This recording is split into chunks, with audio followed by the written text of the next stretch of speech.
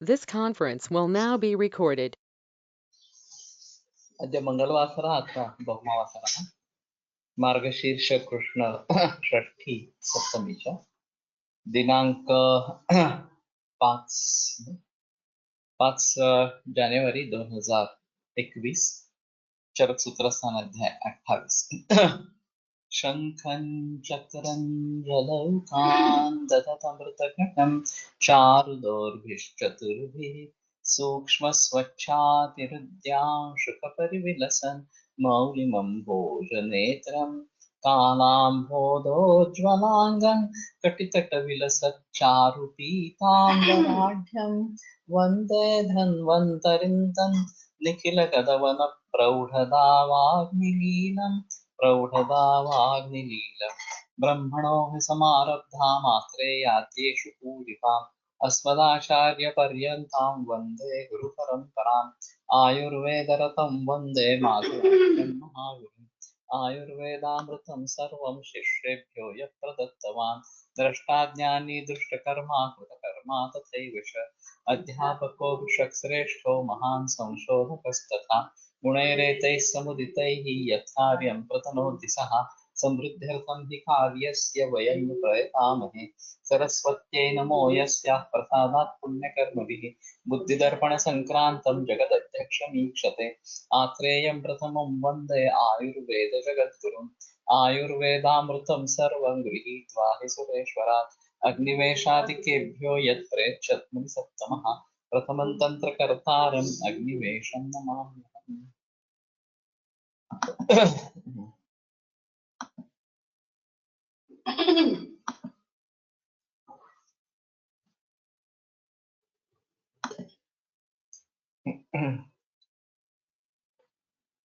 शृणुमांस प्रदोषगान अधिमांसार्बुदं कीलं दलशालूकशुण्डिके पुतिमांसालजी गण्डमालोकजिह्विकाः विद्यान् मांसाश्रयान्।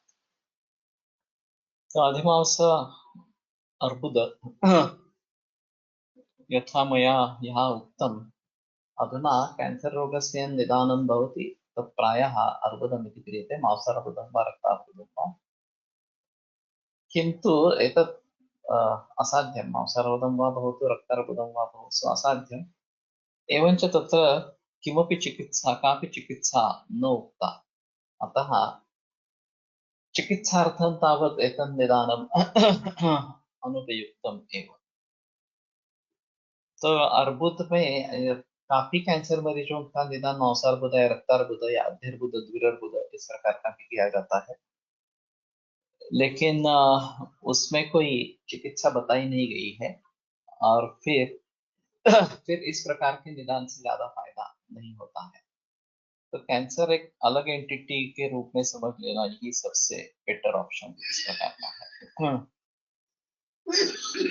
गलशालूक शुंडी के ये भी मांस संबद्ध है, ये भी एक ध्यान में लेने की बात है। और ये बहुत कम मिलते हैं, लेकिन इसके मरीज मिलते हैं। पूती मांस, हाँ, तो ये भी बहुत कम मिलता है। अलर्जी, गंडमाला, हाँ, थायराइड के सभी प्रॉब्लम्स के बारे में शायद हम इसके बारे में थोड़ा सोच सकेंगे। इसमें एक अहम चीज थायराइड के बारे में दिखती है, जिनमें इम्बैलेंस हो जाता है थायराइड थायराइड हार्मोन्स का T3 T4 TSH, उनमें थायराइड में कुछ नहीं दिखता। हाँ। और जिनमें थायराइड में सूजन वगैरह इस प्रकार के दिखते हैं, उनके ये रिपोर्ट्स काफी नॉर्मल इस प्रकार के रहते हैं। तो दोनों का अलग अलग तरीके से विचार करना जरूरी होगा, और शायद इस मांस दृष्टि को ध्यान में रखते हुए मांसपाचक का या फिर दूसरे किसी द्रव्यों का इसमें प्रयोग करना ठीक रहेगा, उचित रहेगा। लेकिन इसमें एक वो टॉक्सिक गॉइटर एक प्रकार है और उन्माद जैसे लक्षण दिखाई देते हैं। तो ये भी एक अजीब चीज है। बागेवाड़ीकर ने एक उदाहरण बताया था कि टैलस बोन की वृद्धि इस प्रकार की हो रही थी और उसका कारण थायराइड कैंसर था। तो उनका ये कहना था कि आधुनिक इन्वेस्टिगेशंस के सिवाय ये बात ध्यान में नहीं आ सकती इस प्रकार से। वैसे तो मैंने भी एक इससे जुड़ा नहीं है, लेकिन पीरियड्स आ नहीं रहे थे तो डॉक्टर ने एमआरआई ब्रेन करवाया और फिर पता चला कि वहाँ ब्रेन में ट्यूमर है, और उसके जरिए पिट्यूटरी ग्लैंड पर प्रेशर आकर पीरियड्स बंद हो गए थे। तो ये थोड़ा अजीब चक्कर है, और खास करके थायराइड कैंसर ये भी काफी दिक्कत वाली बीमारी है। मैंने कुछ मरीज थायराइड कैंसर के ट्रीट किए हैं।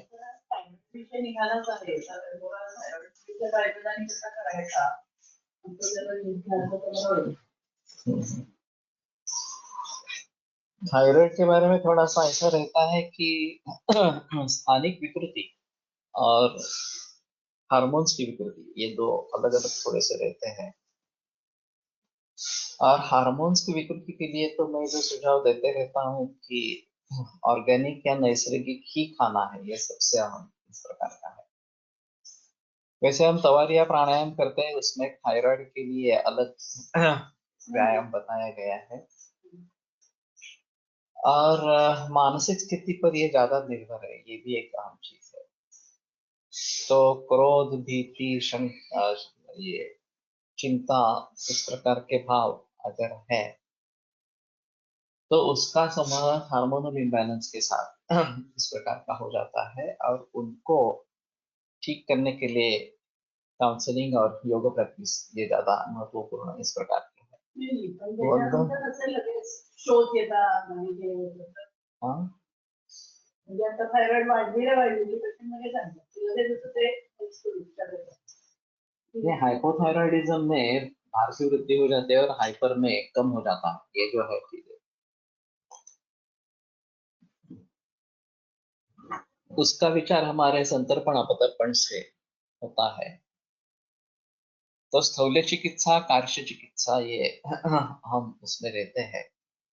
और केवल औषधों से बात नहीं बनती, आहार विहार भी उसमें महत्वपूर्ण इस प्रकार के हो जाते हैं, और तभी का साथ में प्रयोग करेंगे तभी उसके ऊपर काबू पाएंगे। अभी पीसीओडी की समस्या काफी बड़ी है, और नहीं, उसमें आता एक बरेच जण तुम्ही सांगितलं की पाली येत नव्हती म्हणून पिट्यूटरीचं हे करायला नाही, तर त्याच्यामुळे असं दिसतं की त्याच्यावर परिणाम होतो पीसीओडी किंवा असं पालीवर परिणाम होतो थायरॉइडचा। एक्झॅक्ट थायरॉइड रोल आहे म्हणजे काय विचार करायचा? मैंने तो थायराइड पढ़ा नहीं है कि इसका रोल क्या है, लेकिन ये T3, T4, TSH एक दूसरे को बैलेंस करते हैं, ऐसा थोड़ा सा है। और हाँ, कंठ ये एक मर्मस्थान इस प्रकार का बताया गया है। तो जहां वहां पे दोष अगर हो तो ये मध्य मार्गगत विकार इस प्रकार का हो जाएगा, और फिर ये आसान नहीं है ट्रीट करने में।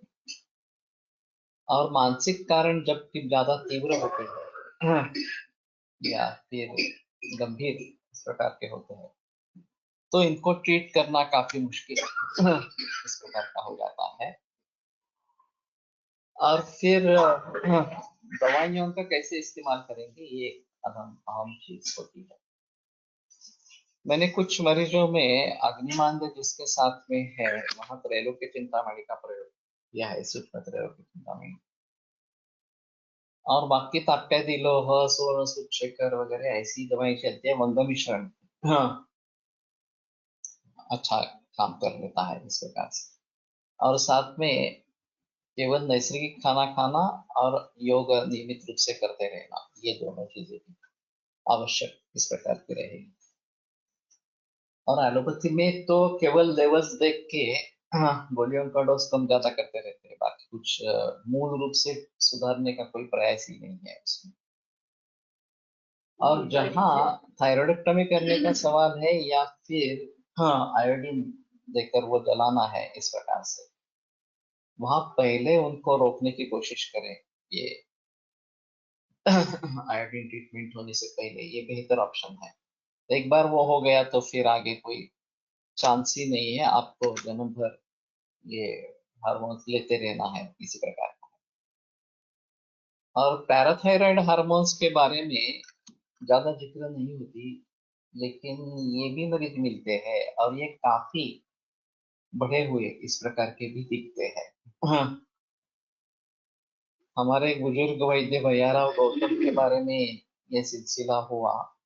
उनकी 3/4 थायराइड निकाल दी गई, पीटीएच काफी बढ़ गया था, और उसके लक्षण स्वरूप कटी में ऑस्टियोपोरोसिस और किडनी में मूत्राशनल, इस प्रकार की स्थिति।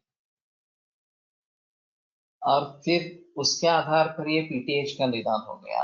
हाँ, और फिर 3/4 थायराइडक्टमी कर दी। अब उनको बताया गया था कि आप थायराइड जो हार्मोन्स है वो नियमित रूप से लेते रहना है, लेकिन उन्होंने उसके बाद में कुछ किया नहीं, एलोपैथी की ट्रीटमेंट नहीं की। और 1 महीने में वो सीरियस हो गए और चल बसे। वैसे बहुत हट्टे कट्टे थे, और करीबन 75-78 साल तक उनको कुछ भी बीमारी नहीं थी। अब ये अचानक कैसे हो गया, और ये जो हार्मोन्स लेने चाहिए तो वो उन्होंने लिए नहीं, उसके वजह से आगे की नौबत आ गई, ऐसा एक मानना है। लेकिन इस प्रकार के थायराइडक्टमी कर देना ये मैकेनिकल सॉल्यूशन है, ये वास्तव सॉल्यूशन है नहीं इस प्रकार से। लेकिन इसके बारे में थोड़ा अलगता से ही सोचना पड़ेगा कि हार्मोन्स के बारे में कैसे विचार करें, थायराइड हार्मोन के बारे में कैसे विचार करें। जैसे मैंने अभी कैंसर के बारे में आरंभ कर दिया है कि कैंसर के बारे में इन जनरल कैसे सोचें। Uncontrolled growth of abnormal sales, इस प्रिंसिपल को पकड़कर शुक्र दृष्टि या ओजक्षय, ओजो दृष्टि, ओजो व्यापक, इस प्रकार से लेकर किस अवयव में कैंसर है और उसके लिए क्या क्या करना है वगैरह वगैरह, इस प्रकार से, उसी प्रकार से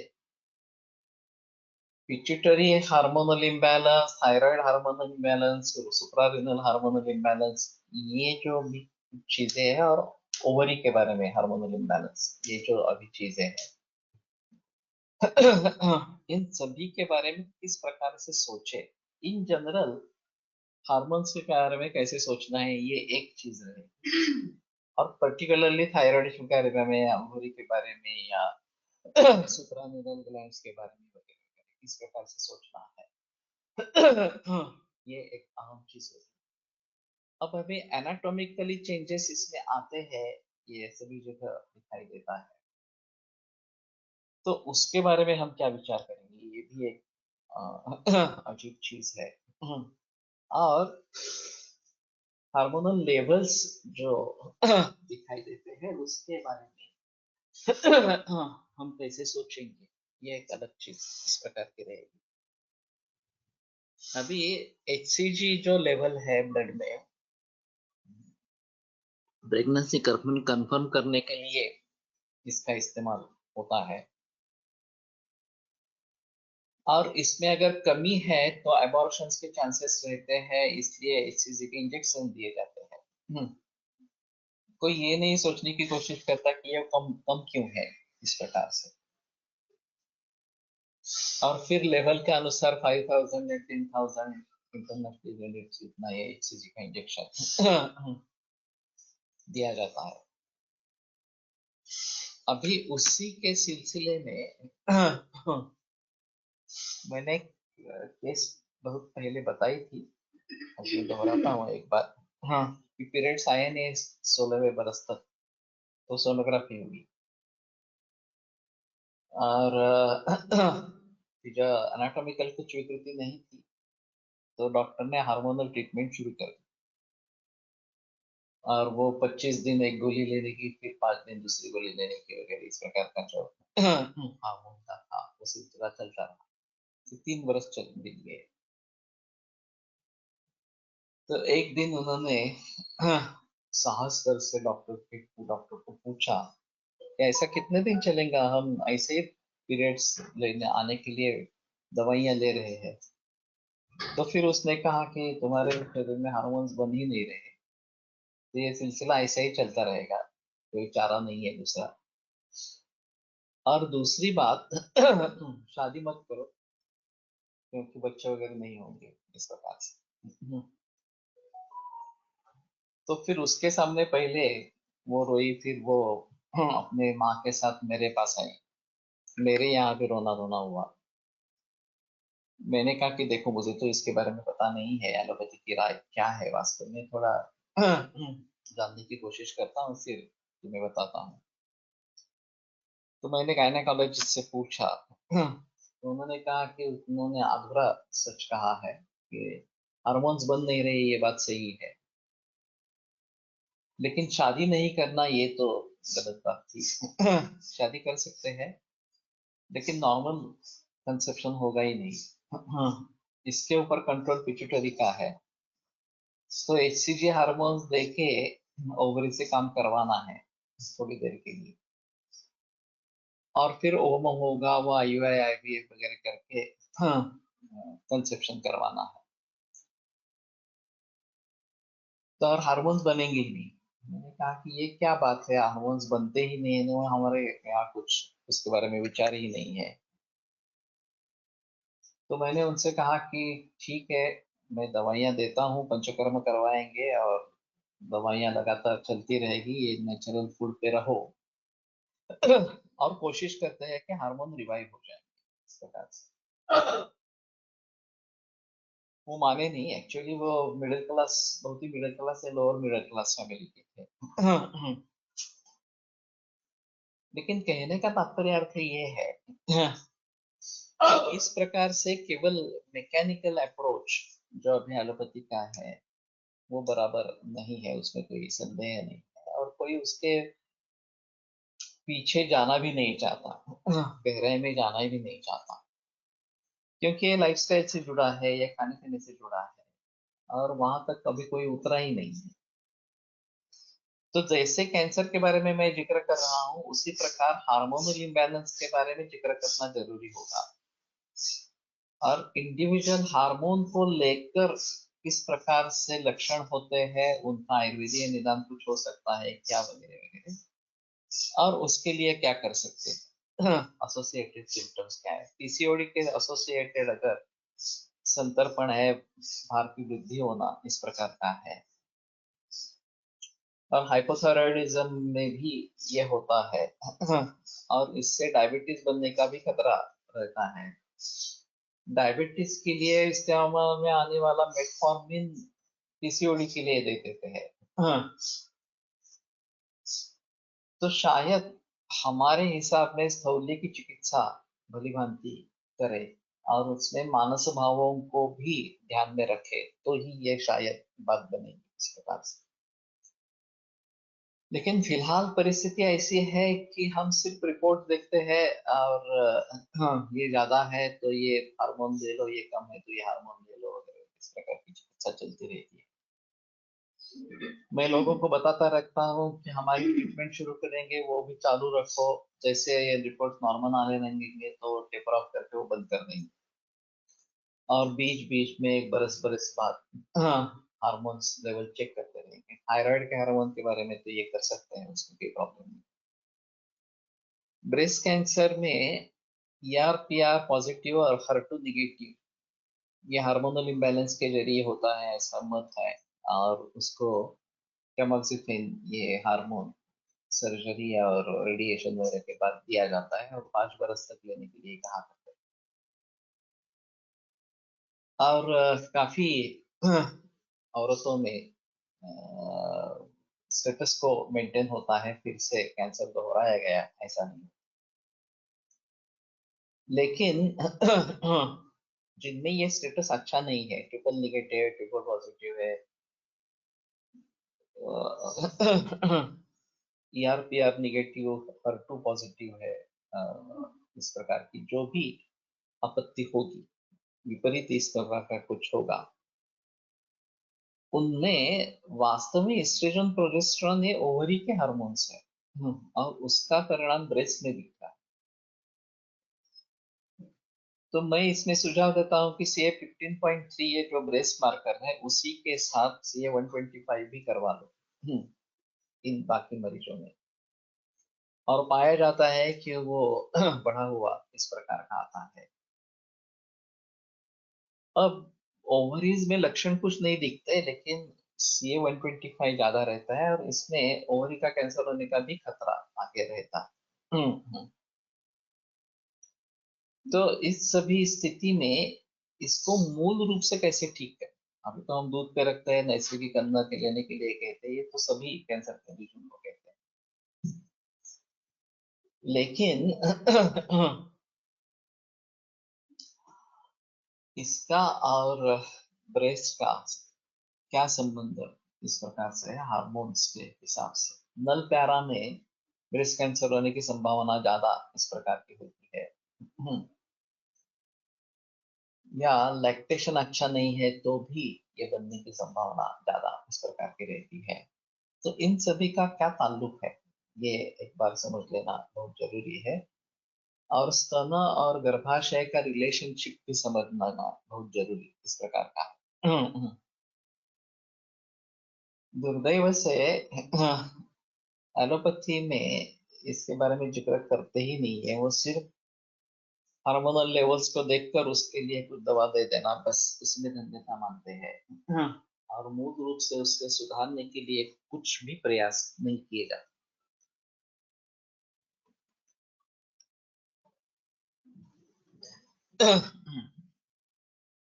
अब ये बात आरंभ हुई गंड थायराइड इससे आरंभ हुई, तो इन सभी के बारे में थोड़ा गहराई में जाकर सोचना पड़ेगा, और ये आसान नहीं है ट्रीट करने के लिए, ये एक सबसे अहम इस प्रकार की चीज है। वैसे गंडमाला जिसका संबंध टीबी से लगाया जाता है, हाँ, और बीच में ऐसा हुआ था कि इसके मरीज थे ही नहीं इस प्रकार के, अब फिर से ये गंडमाला के रुग्ण दिखने लगे हैं इस प्रकार से। और अगर लिम्फेडिनोपैथी है एलोपैथी के हिसाब से, तो हमारे हिसाब में गंडमाला अपची की चिकित्सा कुछ हद तक कर सकते, इसलिए कांचनार बिल्कुल प्रचलन में आए। लेकिन दूसरी भी चीज इसमें ऐसी है कि कभी इसका डायग्नोसिस टीबी भी होता है, कभी इसका डायग्नोसिस लिम्फोमा इस प्रकार का भी होता है।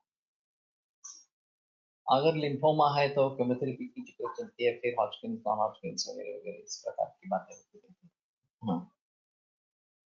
और टीबी है तो टीबी की ट्रीटमेंट चलती रहती है, कई दफा कुछ भी लक्षण नहीं होते हैं टीबी के, फिर भी इसमें सेल दिखाई देते हैं, और फिर ट्यूबरकुलोसिस डायग्नोसिस करके एंटी ट्यूबरकुलर ट्रीटमेंट चलती है, एपीटी चलती रहती है। तो ये सभी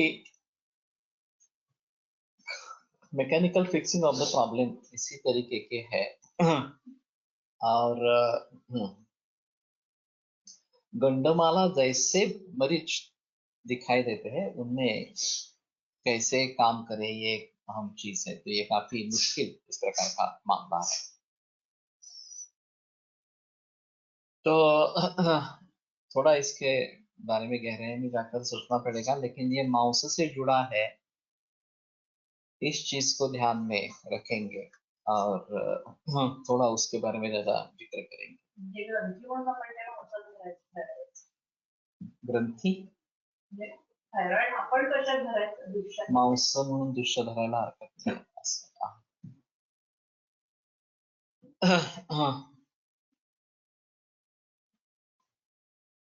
और मांस और मेद, इनमें थोड़ा डिफरेंशिएट करना जरूरी इस प्रकार का होगा। उपजीविका यूविला जो है उसके बारे में भी मांस का संबंध है, विद्यान मांसाश्रया, तो ये मांस संबद्ध व्याधि है। अब ये मांस हो स्रोतस कहाँ है? स्नायु मूलन त्वच, ये काफी गहरा प्रश्न है, मैं बहुत सालों से इसके ऊपर विचार कर रहा हूँ, इसका कुछ उत्तर नहीं मिला है इस प्रकार से। और इसमें ज्यादातर सभी रोग जो है वो कंठ मुख से संबंध ज्यादा है। अधिमांस अर्बुद शरीर में कहीं भी हो सकते हैं। एक अलग चीज इस प्रकार की रहेगी, लेकिन गंड, गंडमाला, उपजीविका, गलशालुक, शुंडिक, शुंडिक, ये सभी गल से संबद्ध, कंठ से संबद्ध इस प्रकार के हैं। तो शायद मांस व स्रोतस का संबंध यहाँ कहीं होगा। और पूरे शरीर में भी इस प्रकार का है। और मांस का मुख्य कर्म लेपन बताया है और उसको धातु माना गया है। और सिरा, स्नायु, कंडरा ये ज्यादा महत्वपूर्ण है, लेकिन वो उपधातु है, वो मांस के साथ, रक्त के साथ उत्पन्न होने वाले इस प्रकार से। तो ये भी वैज्ञानिक मामला है। जिसका सिर्फ लेपन यह कर्म है उसको धातु कहा गया है। और जो सिरा, स्नायु, कंडरा जो मुख्य रूप से काम कर रहे हैं उनको उपधातु कहा गया है इस प्रकार से। तो ये थोड़ी अजीब चीज है। और लेपन कर्म से क्या होता है? गणेश महाराज ने बीच में एक लिंक भेजी थी, मैं देख नहीं पाया एक्चुअली। जीएससीसी पर एक बार फिर से शेयर करो। और कवरिंग शीट, ये जो है ये महत्वपूर्ण है ऐसा कहना है उसमें। और पहली मांसधरा कला बताई गई और फिर उसमें रक्तधरा कला का जिक्र आता है। तो शायद एम्ब्रियोलॉजी में ये बात ज्यादा महत्वपूर्ण है कि जो निर्मित होती रहती है धातुओं की गर्भावस्था में इस प्रकार से, तो उसमें माउस का रोल क्या है ये देखना जरूरी पड़ेगा। और उस हिसाब से एम्ब्रियोलॉजी के पिक्चर्स, एम्ब्रियोलॉजी एलोपैथी में अभी जो भी कुछ संशोधन हुआ है वो थोड़ा सा देखेंगे तो शायद बात बनेगी। और दूसरा एक रिजेम्बलेंस बताते हैं, उसके बारे में भी मैं भी ज्यादा जिक्र नहीं कर पा रहा हूँ। एंडोडर्म, बिजोडर्म, एक्टोडर्म, ये जो त्वक के बारे में बताया जाता है। और इसका एक अहम रोल एम्ब्रियोलॉजी में है। और शायद इसका संबंध कोष्ठ शाखा, ब्रह्मास्त्र संधि, इन तीन रोगों मार्गों से है। तो मैं समझता हूँ कि जितना हम गहराई में जाकर एम्ब्रियोलॉजी के बारे में सोचेंगे, सुश्रुत शारीस्थान चौथा अध्याय इसके बारे में महत्वपूर्ण इस प्रकार का है।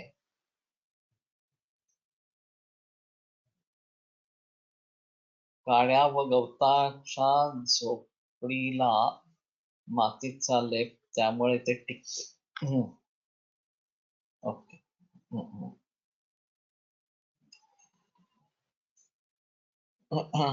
असंच मांसलेपन करणं, तो पुराने तरीके से झोपड़ी बनाने का तरीका है। तो कुछ बांबू वगैरह इस प्रकार से और गवत और फिर मिट्टी का लेप। तो उस लेपन कार्य से, लेकिन तुमने एक लिंक भेजी थी यूट्यूब की, यूट्यूब की थी या गूगल की कुछ लिंक थी, मुझे अभी याद नहीं है पक्का।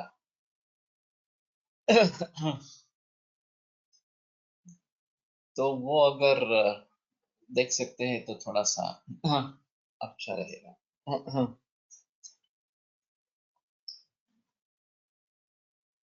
तो शुक्र शोणित संयोग होने के बाद जो विभाजन की प्रक्रिया शुरू होती है, इसमें म्यूटेशंस होते रहते हैं।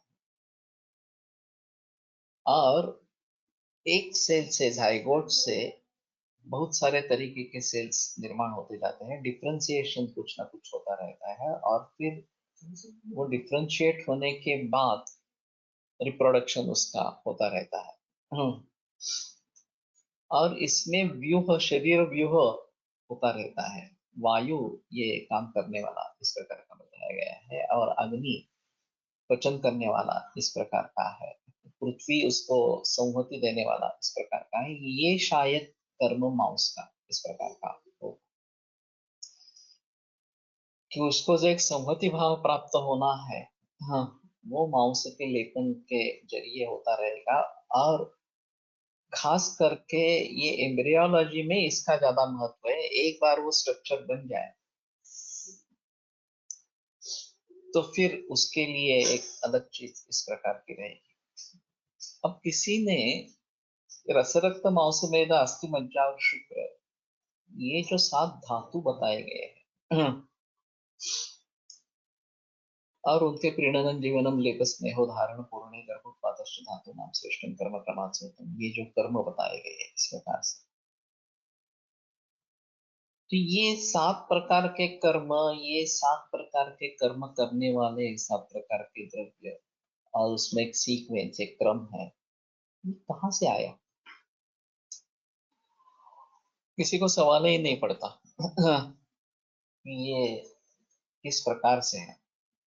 जैसे दोष के बारे में हम सोचने की कोशिश करेंगे, स्निग्ध शीत गुरु इस प्रकार का कफ, रूक्ष लघु चल इस प्रकार का वात, उष्ण तीक्ष्ण इस प्रकार का पित्त,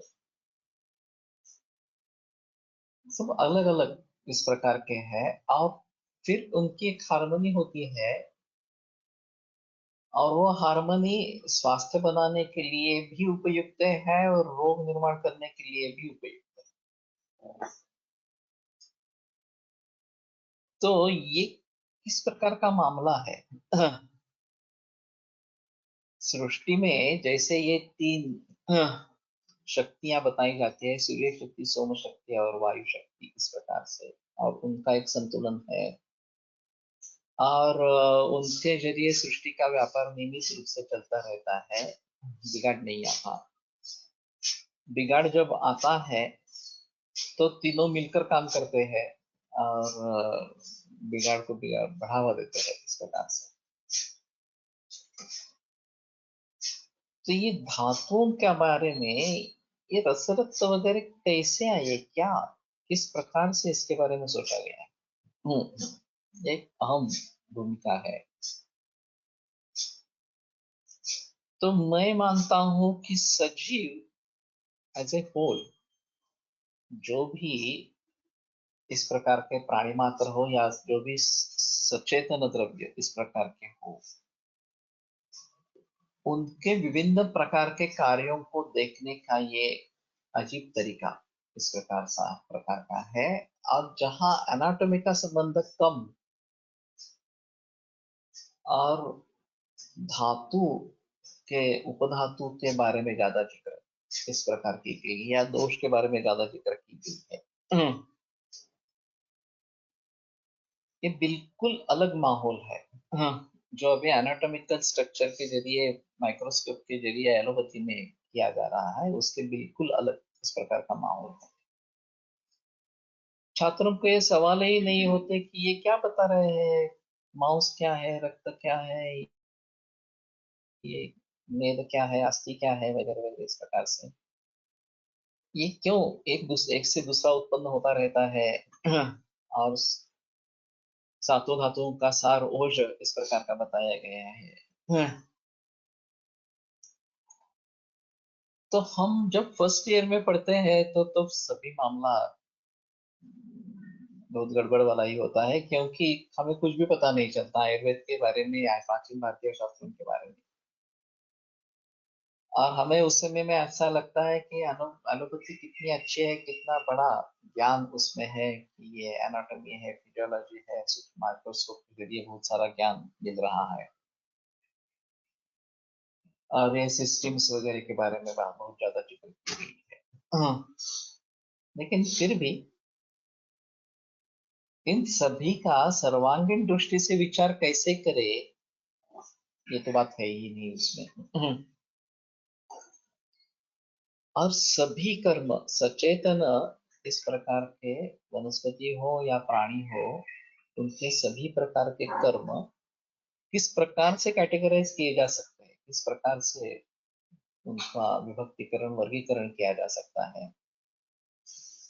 और वो करने वाले किस किस प्रकार की चीजें हैं, ये सब समझना वास्तव में जीवन समझना इस प्रकार है। अभी हमारा फ्रेगमेंटेड अप्रोच है, फोकस्ड अप्रोच है, रेस्पिरेटरी सिस्टम कैसे काम करती है, डाइजेस्टिव सिस्टम कैसे काम करती है, इसी में हम धन्यता मानते हैं। लेकिन पूरे जीवन का व्यापार किस प्रकार से चलता है, इसके बारे में कोई सोच ही नहीं है। तो जब मैं ये सब बातें पढ़ रहा था, सुन रहा था लोगों से, हमारे अध्यापकों से, तब से मेरे मन में ये विचार आते रहे हैं। कोलटकर से सर से कुछ हद तक बातें हुई थी, लेकिन इसके बारे में ज्यादा जिक्र नहीं हुआ। ज्यादा जिक्र हुआ और डायग्नोसिस स्टेटमेंट के बारे में जिक्र हुआ। ये मूल तत्व ज्ञान जो उसका है, उसके बारे में ज्यादा जिक्र नहीं हुआ। और ये रक्त मांस मेद अस्थि मज्जा शुक्र, ये क्रम क्यों, हर एक की क्या खासियत है, कहाँ से आरंभ होता है? जैसे मैंने कहा कि स्नायुमूलम त्वक्च, वृक्कोमूलम वपावहनंच वगैरह वगैरह, इस प्रकार की जो बातें स्रोतस के मूल कारण के बारे में बताई गई है, उनके बारे में हम किस प्रकार से सोच सकेंगे? और ये पूरा अग्नि का व्यापार है। जाठर अग्नि से लेकर भूताग्नि, धात्वाग्नि, ये काम करते ही रहते हैं।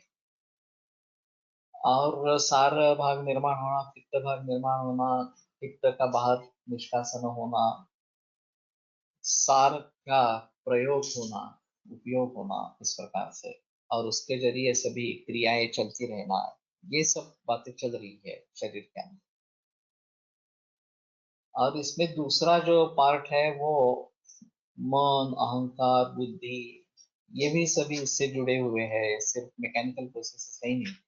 एलोपैथी में तो इसको मैकेनिकल प्रोसेसेस में डाल दिया सभी। और अभी वो मन के बारे में भी, केमिकल्स के बारे में ही सोच रहे हैं, ऐसा है। तो ये काफी दिक्कत वाली इस प्रकार की बातें हैं। और कैसे हम इन सभी बातों के बारे में सोच समझ के मूल रूप से चैतन्य की संकल्पना कैसे समझ लेंगे, ये एक अहम चीज इस प्रकार की है। कल योग सूत्र पढ़ रहे थे, तो श्वास प्रश्वास ये भी विक्षेप सहभव बताए गए हैं। विक्षेप के साथ होने वाले चित्त विक्षेप, अधिष्ठान, संशय, प्रमाद, आलस्य वगैरह सब अंतराय बताए गए हैं, चित्त विक्षेप बताए गए हैं, और उसके साथ में श्वास प्रश्वास ये भी बताए गए हैं। तदा दृष्टु स्वरूप अवस्थानम, इस अवस्था को जब पहुंचेंगे तो हम ब्रह्मभूत हो जाएंगे, तो श्वास प्रश्वास कहाँ से रहेगा?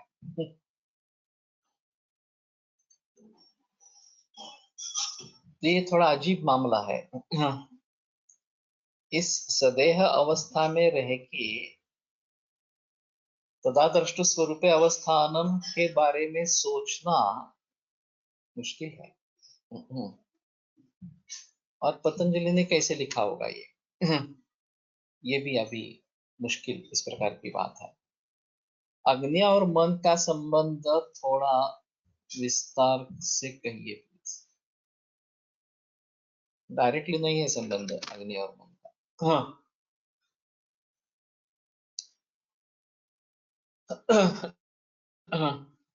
वास्तव में ऐसा हुआ है कि भौतिक स्तर पर विचार करते हैं तो ज्यादा से ज्यादा पंचमहाभूतों तक पहुंचते हैं वैशेषिक सिस्टम के अनुसार। लेकिन सांख्य ने प्रकृति को मूल तत्व माना, उसमें अहंकार माना, और उस पे अहंकार से आगे एकादश इंद्रियों की निर्मिति को माना।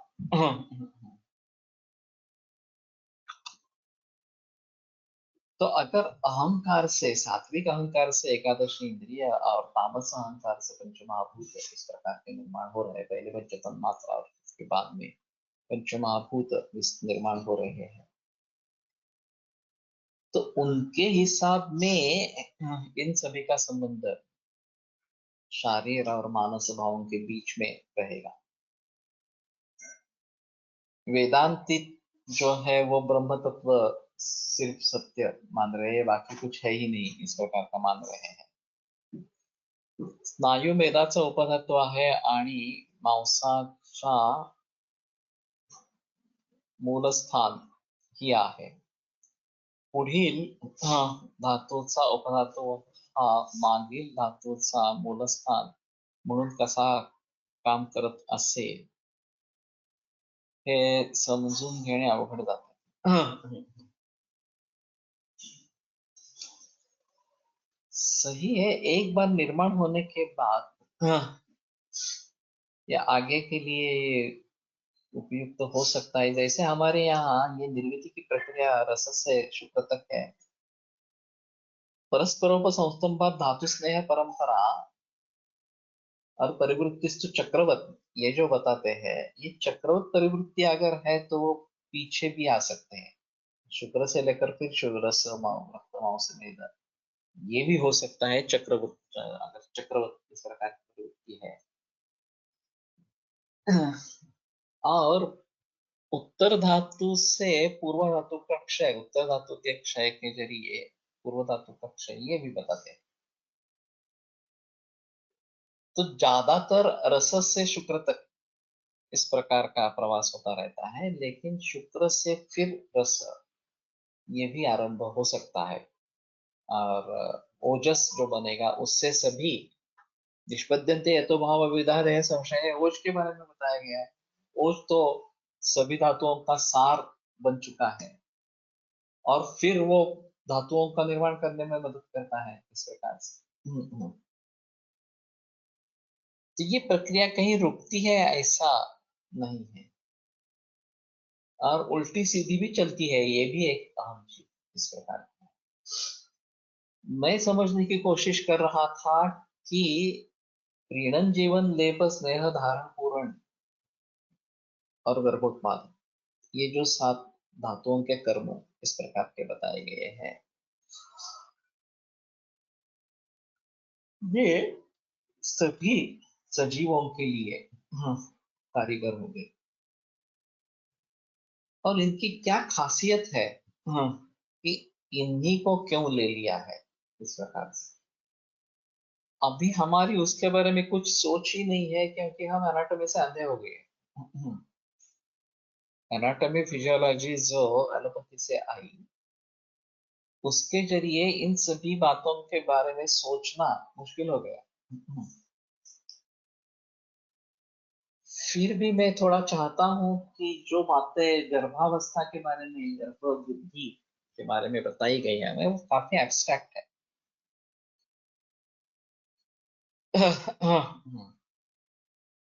कि आकाश क्या करता है, वो स्पेस इस प्रकार के देता है, वायु उसमें घुस जाता है और स्वतंत्रता धारण करता है, वगैरह वगैरह, इस प्रकार से जो बातें बताई गई है। तो ये एक महाभूतों के स्तर पर है, और रस से आरंभ होकर धातुओं की निर्मिति चलती रहती है। अभी माता का जो आहार रस गर्भ के यहाँ पहुंचता है, त्रिधा विभक्त हो जाता है, एक ब्रेस्ट के लिए जाता है, माँ के शरीर की पुष्टि के लिए जाता है, एक गर्भ के लिए जाता है, नाभि नाड़ी के द्वारा। उस रस के आधार पर रस रक्तादि धातु बनते जाते हैं गर्भ के लिए, और वो बनते समय अवयवों का निर्माण सुश्रुत स्थान 4 में बताया गया इस प्रकार से। लेकिन एक इसमें अहम चीज ये रहेगी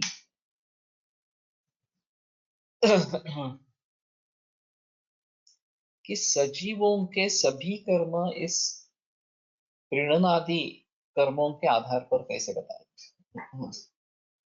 उसमें क्या लॉजिक है। और मैं सोच रहा हूँ अभी तक कुछ सामने आ नहीं रहा कि इस प्रकार से इसके बारे में हम सोचेंगे। ये प्रीणन क्या चीज है, जीवन क्या चीज है। अभी एलोपैथी में पोषण, न्यूट्रिशन ये एक चीज रहेगी और ऑक्सीजनेशन ये दूसरी चीज रहेगी। टिश्यू रेस्पिरेशन की एक परिस्थिति बताई गई है और ये रस और रक्त इस प्रकार से काम करते हैं, ऐसा थोड़ा इंटीग्रेटेड विचार से सोच सकते हैं। लेकिन आगे का क्या, लेपन वगैरह के बारे में क्या, माउस के बारे में क्या, मेद के बारे में क्या वगैरह। अग्निवेश ने सवाल पूछा है गृहिणी चिकित्सा में कि प्रसाद सत्व विदुषण रक्तम कथम प्रजायते, रस से पूर्ण विसदृश लाल रंग वाला रक्त कैसा निर्माण होता है। रक्त तो प्रवाही द्रव है, उससे मांस कैसा निर्माण होता है, मांस से मेद कैसा निर्माण होता है वगैरह वगैरह, इस प्रकार की शंकाएं उसने पूछी है और जो जवाब दिए गए हैं वो महाभूतों के आधार पर दिए गए। अब ये भी समझना काफी मुश्किल है कि इन महाभूतों के आधार पर ये किस प्रकार की बातें होती है और किस प्रकार से ये आगे आगे निर्माण किस प्रकार का होता है। तो अस्थि में मज्जा और फिर इससे शुक्र, ये जो बात बताती है ये काफी हम वृषण है और वृषण के आधार से शुक्र बन रहा है। अस्थि का कहाँ संबंध है एनाटॉमी के हिसाब से। ओवरीज है उसमें स्त्री बीज बन रहा है, कहाँ संबंध है अस्थि का यहाँ। और शुक्रधरा कला सर्व शरीर व्यापी इस प्रकार की बताई गई है। अंगात अंगात प्रशिक्षते इस प्रकार के भी बारे में बात की गई है। तो पूरे बदन से शुक्र विवाह के समय में मेढे से बाहर आ जाता है, इस प्रकार की बात कही गई है। तो अभी के एनाटॉमी के हिसाब से या उसके आधार पर कुछ बताना मुश्किल है। तो हमें ये जिस प्रकार से बता रहे हैं उसको ही भली भांति समझ लेना चाहिए, एनाटॉमी को बाजू में रखकर। और ये भी समझ में नहीं आ रहा कि इस प्रकार के कार्य क्यों बताए और इन कार्यों को करने वाले रसरक्तादि धातु कैसे बताए इस प्रकार से, और उसके मूल स्थान के बारे में जो भी ज्यादा जिक्र किया था मैंने कि कौन सा स्नायु, कौन सा त्वक, कौन सी त्वक वगैरह वगैरह। और त्रयो रोग मार्ग और इसमें जो ये त्वक के बारे में सुश्रुत 40 अध्याय में जो निर्देश इस प्रकार के आते हैं, सप्तत्वचा भवन्ति इस प्रकार के क्षीरात संतानिकायु, दूध पे जैसे मलाई आती है उस प्रकार से ये पच्यमान इस प्रकार के जो बीज है उसके आधार पर ये बनती जाती है, त्वचाएं बनती जाती है इस प्रकार से। और वैसे देखा जाए तो उसमें एक बेस बनता है और सभी ये नर्वस टिश्यू, सर्कुलेशन वगैरह वगैरह ये माउस में जाकर काम अपना अपना काम कर रहे हैं इस प्रकार से। तो शायद ये सप्त त्वचा और षट त्वचा जो चर्म में है तो उनके बारे में थोड़ा ज्यादा जिक्र करेंगे तो शायद कुछ बात बनेगी। और एम्ब्रियोलॉजी में जाकर इस सभी के बारे में थोड़ा सोचेंगे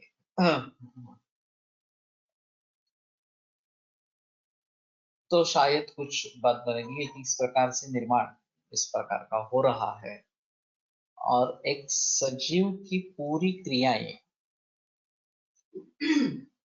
इसके आधार पर हम समझ पाएंगे।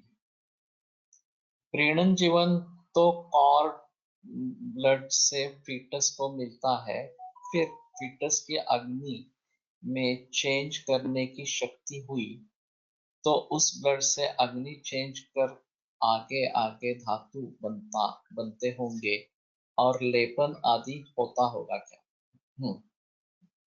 संभवतः इसी प्रकार से है, स्पष्ट रूप से सामने नहीं आ रहा। ते रसरक्तांनी प्रीणन आणि हे होणार, जीवन अशा स्वरूपाचं काम होणार।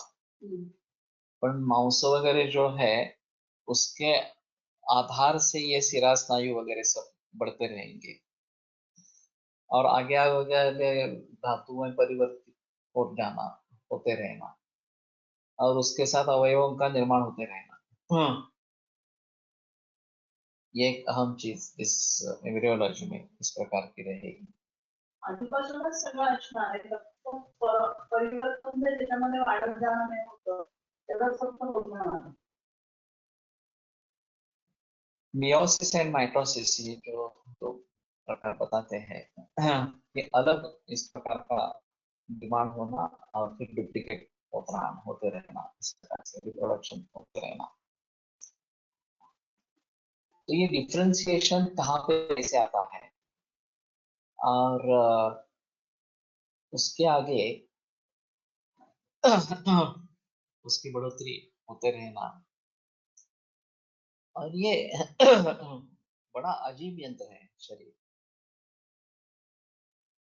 अगर हम फैक्ट्री में अगर देखेंगे सेक्शंस होते हैं और एक सेक्शन अलग अलग होता है, एक उसके लिए चैनल होता है। ये रॉ मटेरियल सेक्शन है, ये प्रोसेसिंग सेक्शन है, ये फिनिश गुड रखने के लिए सेक्शन है, ये वेस्ट प्रोडक्ट्स के लिए सेक्शन है, ये डिस्पैच के लिए है वगैरह, ये पैकिंग का है, इस प्रकार से। और बीच में एक रास्ता रहता है। इस प्रकार की हमारे शरीर की रचना नहीं है, किसी भी सजीव की रचना इस प्रकार से नहीं है सीधी साधी कि बस या अन्न आएगा, उसका पचन हो जाएगा, फिर ये रक्त इस प्रकार से बनेगा, ये इस प्रकार से आगे जाएगा वगैरह वगैरह। ये एक दूसरे में इतने मिले जुले हुए हैं कि व्यक्ति से उसको देखना काफी मुश्किल इस प्रकार का होता है। अभी जब हम विचार करते हैं तो इसी फ्रैगमेंट अप्रोच से ही विचार करते हैं, एक पूरा एक मॉडल इस प्रकार का बने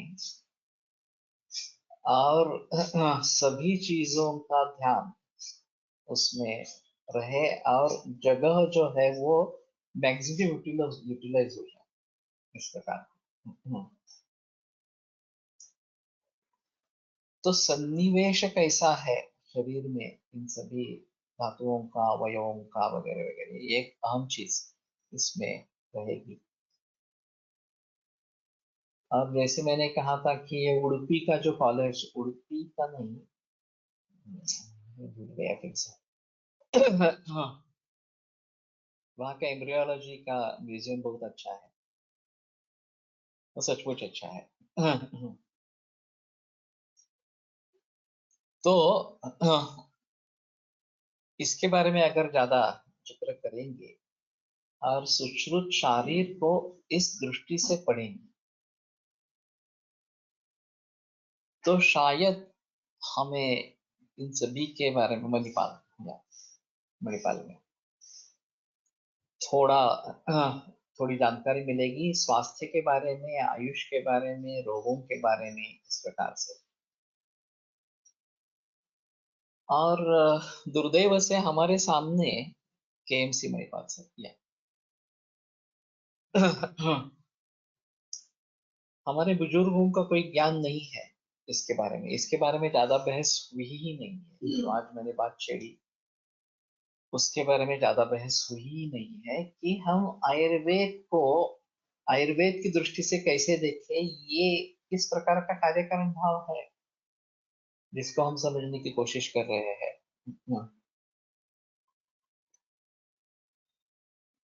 तो जीवन क्या है, ये एक अहम चीज रहेगी समझने के लिए। लाइवलीनेस ये क्या चीज हो रही है और फिर उसके कितने पहलू हैं और उन सभी पहलुओं के बारे में किस प्रकार से सोच सकेंगे। बीजात सर्व अंग प्रत्यंग बीज स्वरूपात अगोदरच विद्यमान असते, उष्मा सहित वायू स्रोतसाचे धारण करत जातो आणि पॅथोपाथ मातेकडून पाठोपाठ मातेकडून आलेला रस या विविध अंग प्रत्यंगांचे पोषण वर्धन करत राहतो. सही है.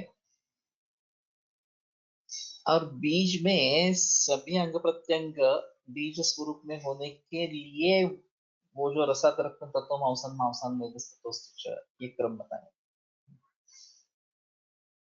तो अभी इस तरीके से अगर शुक्र की उत्पत्ति होती है तो निस्संशय उसमें सभी भाव रहेंगे, सभी भावों का रिप्रेजेंटेशन इस प्रकार का रहेगा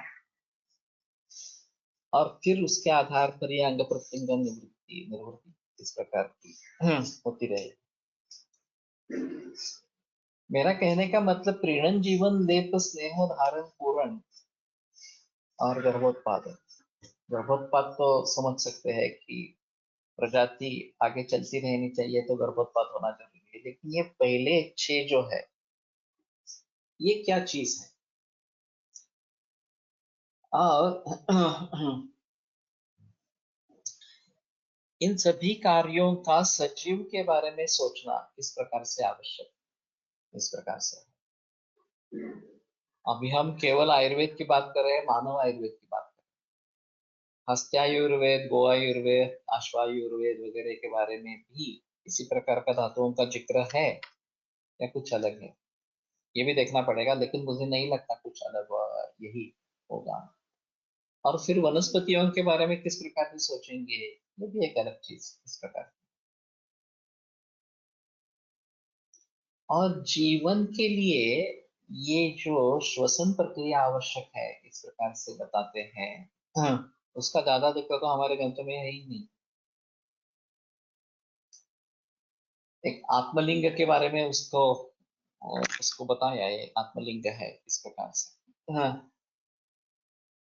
लेकिन इनका सिंक्रोनाइजेशन किस प्रकार से है इसके बारे में ज्यादा बहस नहीं है. एलोपैथी में थोड़ा सा हार्ट और लंग ये दोनों का एक दूसरे से संबंध है, और हार्ट में आकर लंग में जाकर फिर लंग से फिर हार्ट में आकर फिर पूरे शरीर में जाना, ऑक्सीजनेशन होना और कार्बन डाइऑक्साइड तैयार होता हुआ फेफड़ों से बाहर निकाल देना, ये कुछ हद तक उन्होंने सोचा है इसके बारे में. लेकिन जब हम जीवन और कर्म कहते हैं तो हमारे हिसाब में जीवन क्या है. और अन्न के पानी के बिना कुछ दिन तक आदमी जिंदा रह सकता है, लेकिन श्वासोश्वास की प्रक्रिया के बिना कुछ मिनट भी नहीं जिंदा रह सकता. तो जीवन वास्तव में क्या है, और फिर ये जो लेपन स्नेह वगैरह इस प्रकार के जो उत्तरोत्तर कर्म बताए गए हैं, उनके बारे में हम कैसे जिक्र करें, उस बारे में हम कैसे सोचेंगे, ये थोड़ा देखना पड़ेगा इस प्रकार से. तो कहने का तात्पर्य ये है कि इस प्रकार के सोच भी करने वाले लोग नहीं है, उसके बारे में आगे कुछ ढूंढ पाना ये और भी मुश्किल है. Nowadays people take protein powder or creatine powder to develop muscle mass. How do we think about it? It might affect total well-being if we come across such patients that we would think about. ये तो सही है. हाँ, अभी कृत्रिमता से सभी भरा हुआ है. नैसर्गिक स्रोत जो है उसको ढूंढना और उसको लेना ये कर नहीं रहे हैं. और समझो कि मांसशोष है, मांसक्षय है, फिर भी वो किस कारण से है. केवल प्रोटीन की कमी है और इसलिए हो रहा है ऐसा सोचना है, या रस से रक्त से आरंभ हुआ है ये सोचना है. ये सभी चीजें इसमें महत्वपूर्ण इस प्रकार की रहती है. तो मैं मानता हूँ कि इस सभी के बारे में ज्यादा जिक्र होना जरूरी है. और नैसर्गिकता से हम दूर जा रहे हैं, उस पर रोक होनी चाहिए. हम निसर्ग का ही प्रयोग करेंगे, निसर्ग में जो उपलब्ध है उसी के बारे में सोचेंगे, ये सबसे बेहतर इस प्रकार का तरीका है। आयुर्वेद प्रकांडो निगदित इह हि शल्यतंत्र प्रधानः शिष्येभ्यः शाश्वतोऽयं निखिलजनकृता व्याप्तचित्तेन येन आयुर्वेदस्य वाञ्छन् पुनरपि तां च सुष्ठु प्रतिष्ठां श्रेष्ठं धन्वन्तरिं तं प्रणमति च सदा वैद्यवर्गो हि नूनम् वैद्यवर्गो हि नूनम्। विरम्यते व्याख्यानव्यापनं श्वः पुनरपि मिलिष्यामः।